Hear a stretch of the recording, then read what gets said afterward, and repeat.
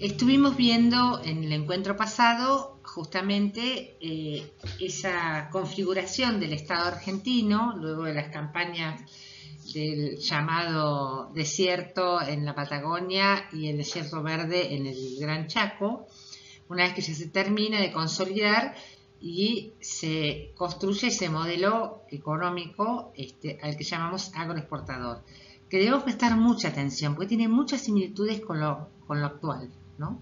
De hecho, esta época histórica es muy valorada por nuestro presidente. Bien, entonces vamos a ver este modelo, lo que significó en relación a los bienes comunes, ¿no? Que es lo que estamos viendo, y particularmente hacemos hincapié, por un lado, en lo que fue la explotación del quebracho en el Chaco. Entonces vamos a ver lo que se conoce como la Forestal, que era la empresa que llevó adelante, digamos, esa explotación, y luego cómo fue la evolución, digamos, de lo que es nuestra industria ganadera y agricultura en relación a este modelo económico productivo, ¿no? Así que bueno, vamos a hacer ese recorrido de modo tal de que podamos para esa época entender qué es lo que pasaba con nuestros bienes comunes en relación a la producción, ¿no?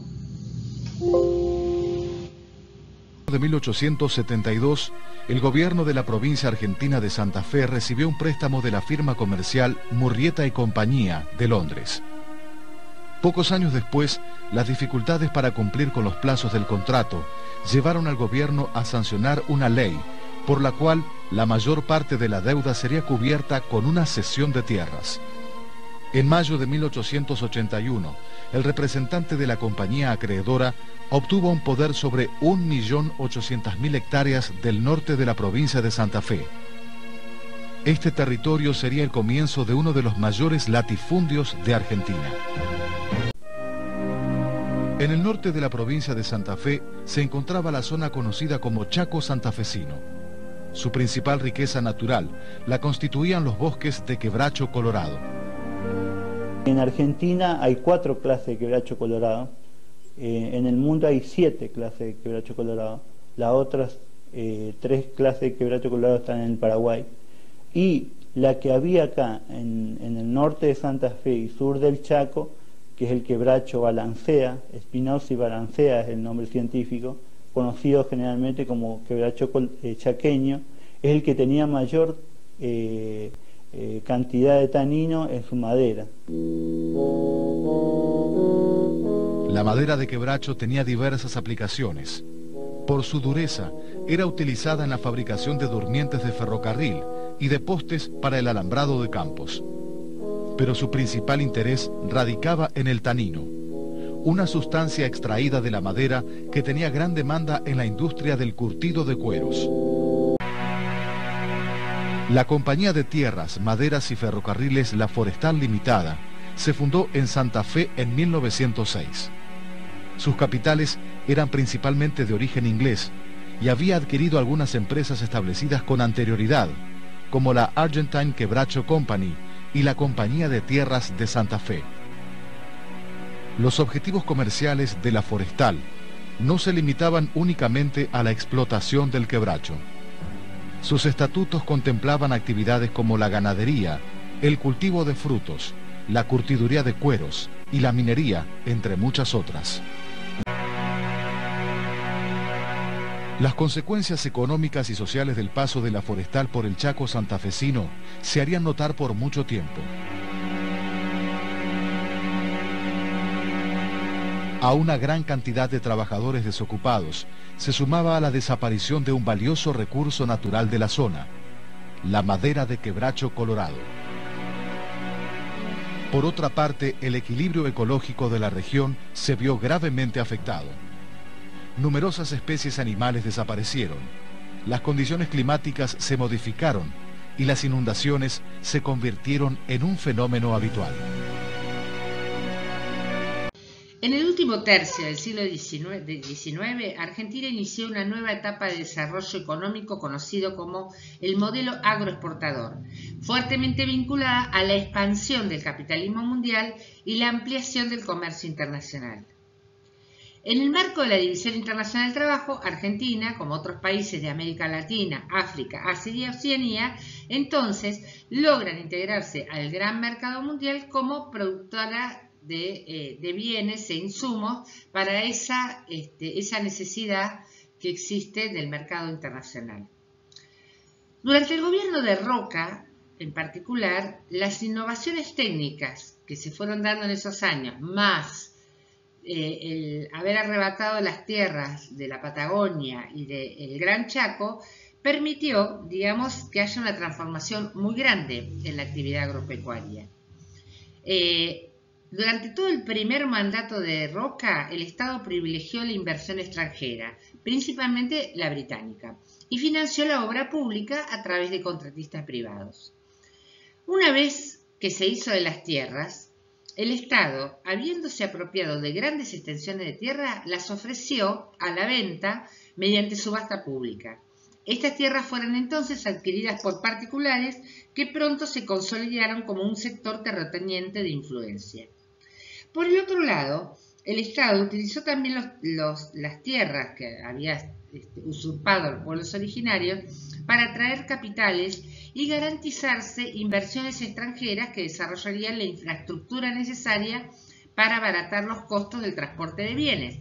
Así, empresas colonizadoras de telégrafos y de ferrocarriles obtuvieron concesiones de tierras públicas que a veces pondrían en efectiva producción y otras simplemente venderían al mejor postor.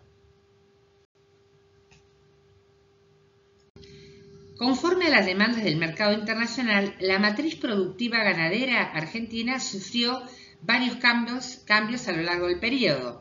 Hasta mediados del siglo XIX, la producción ganadera destinaba, por un lado, carnes para abastecer el mercado interno, principalmente en Buenos Aires, Rosario y Córdoba, y por el otro, exportaba tasajo, cuero, cebo y grasas. Para este tipo de producción no se requerían animales de gran calidad y se empleaba un ganado vacuno rústico. Hacia 1840, el requerimiento internacional de lana hizo que el ganado ovino desplazara en importancia y rentabilidad al vacuno. La expansión del ovino continuó en la década de 1860, produciéndose una verdadera fiebre del lanar. A finales del siglo XIX, el desarrollo del frigorífico desató otro boom exportador. En 1883, capitales ingleses invirtieron en Argentina para instalar plantas frigoríficas como la de River Plate Fresh Meat Company, que se instaló en Campana. Asimismo, 3 años después se inauguró en Zárate el establecimiento Las Palmas Produce Company, también de capitales británicos. Por su parte, durante los años del cambio de siglo, la producción agrícola creció a un ritmo notable. Esta expansión fue posible gracias a la introducción de nuevas formas de transporte y comunicación que permitieron abaratar los costos de traslado y facilitar la exportación de cereales a los mercados europeos. En menos de 50 años, la superficie sembrada con trigo, maíz, lino, avena y cebada había crecido más de 60 veces. La incorporación de nuevas tecnologías como sembradoras, trilladoras, cosechadoras y el uso del alambrado dieron a su vez un fuerte impulso a la actividad. Entre 1909 y 1913, Argentina ya era el segundo exportador de cereales del mundo, solo superado por Rusia. En lo que respecta a la expansión productiva por fuera de la llanura pampeana, desde mediados del siglo XIX se destacó la producción azucarera en Tucumán, Jujuy y Salta, la producción vitivinícola en Mendoza y San Juan, la producción frutícola en las provincias del sur, la producción tabacalera y de yerba mate en Misiones y Corrientes y la explotación forestal y extracción del tanino del Gran Chaco. Bueno, si tomamos esta etapa entonces podemos ver varias cuestiones, ¿no? Lo que significa tener una producción en la cual está destinada a satisfacer un mercado que no es el nuestro, ¿no? Entonces, lo que produce porque en realidad no estamos hablando de producir para vivir, sino producir para ganar. Son dos conceptos totalmente distintos, ¿no? Y esto, que en términos marxistas pueden hablarse de las fuerzas productivas, podemos ver cómo este desarrollo de esas fuerzas productivas, y cuando hablo de fuerzas productivas tiene que ver con el desarrollo de la tecnología que va llevando, digamos, a cambios profundos en esa producción. También en la clase trabajadora, el recurso humano y demás, obviamente no fue lo mismo. Hay, por ejemplo, digo para poner uno de los ejemplos, los gauchos estaban muy bien en nuestras tierras, porque nada, ellos lo que hacían era tomar el ganado vacuno silvestre, y además como lo que se exportaba era los cueros, las grasas y demás, la carne, nada, era de consumo interno, ¿no? Entonces los gauchos era a lo que se dedicaban, digamos, ¿no? A tomar los ganados, a poder silvestres, a poder hacerse de la carne, bueno, por eso el asado, digamos, ¿no? Y que lo vinculamos con el gaucho. Pero cuando cambió esto por la industria frigorífica y ya se podía exportar la carne, y se empezó a alambrar entonces los campos, porque las vacas había que tenerlas, no podían andar por ahí, sino que había que tenerlas, bueno, ahí fue el fin del gaucho. Ahí fue el fin del gaucho. Cuando se lo empezó a criminalizar y demás, porque ya no era la pampa libre por la cual iba con su caballo, no. Ya ahora la tierra era propiedad de cada quien, a quien el Estado se lo había dado, y entonces ya quedó limitada la actividad del gaucho. Entonces, fíjense cómo cambia la perspectiva en relación a esas fuerzas productivas, ¿no? Entonces, nosotros no podemos hablar de bienes comunes y de cuestiones que queremos que cambien, o una forma de producción distinta que no sea devastadora de la tierra, sino que sea justamente un desarrollo armonioso con la naturaleza del ser humano. Bueno, está claro que en este sistema es imposible, y que nosotros tenemos que incorporar siempre el análisis eso. ¿En dónde estamos parados? Yo no puedo hablar de la desertificación y del tema del agua sin ver todo el sistema como está construido, porque voy al fracaso en esa lucha si no veo que está inserta dentro de un sistema en la cual cumple determinada función. Entonces, para esa lucha que sea eficaz, tengo que pensar que está inserta ahí. Después se verá cuánto da o no o demás. Pero ese quizás es el problema que tienen en general los ambientalistas y demás, porque recortan esa lucha.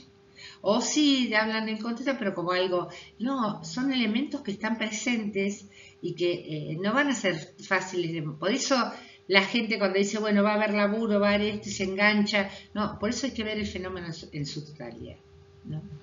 Es necesario que esto lo entendamos. Entonces, cuando uno ve el tema de los bienes comunes insertos en un sistema económico, ya es otra perspectiva, y también no solo de lucha para poder detener esta locura que hay, sino también que nos permita pensar cómo queremos que sea esa producción, ¿no? ¿Qué vamos a producir? ¿Cómo la vamos a producir? ¿Y para quién? ¿No? Que es tan importante.